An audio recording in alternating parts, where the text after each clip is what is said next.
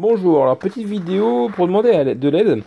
Donc j'ai ici un moniteur de broadcast Ikegami HTM 1990R. Un moniteur qui est branché sur plein de consoles, dont deux qui me posent problème.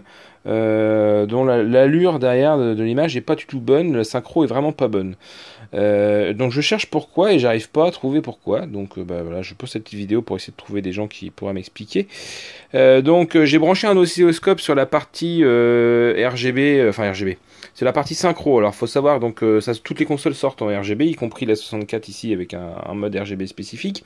Derrière donc j'ai un LM de 1980N qui vient séparer le composite de la synchro si jamais j'avais une console qui envoyait du composite, pour histoire d'avoir un truc tout propre. Je capture en sortie du coup parce que j'ai des sorties sur ce moniteur là voilà, le signal de la synchro donc ici qu'on peut voir sur le Star Fox qui marche très bien.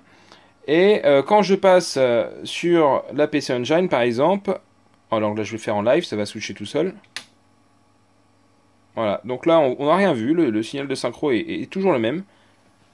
Sauf que l'image est complètement désynchronisée quoi. Alors les couleurs sont bonnes, mais alors j'arrive pas à synchroniser. Et là, quand on voit le truc, ça a l'air d'être pas mal. Donc si on augmente enfin on diminue la basse-temps, voilà, donc je vois, donc on a 50 microsecondes par division, donc là on est légèrement au-dessus, je pense entre 55 et 60 microsecondes, donc je sais pas si c'est ce qu'on doit attendre. J'arrive dans les limites de mon oscilloscope 40 MHz.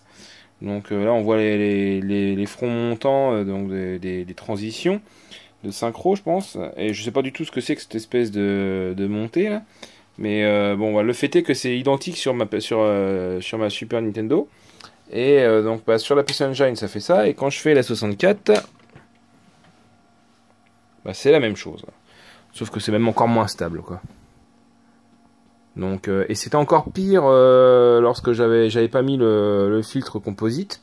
Et ça fait aussi un effet un peu pire aussi, je crois, quand je passe en fait avant d'envoyer le composite filtré via le LM1981 dans la partie synchro du RGB. Si je passe d'abord dans les entrées composites et après que je ressors pour aller vers le LM1981 pour ensuite aller vers le signal de synchro RGB, là ça c'est encore plus perturbé quoi. Alors j'ai une option que je peux enlever la synchro. Donc voilà, quand j'enlève la synchro, là on voit bien, voilà, on a l'image complète comme il faut, mais forcément du coup elle est pas synchro quoi, ça arrête pas de bouger.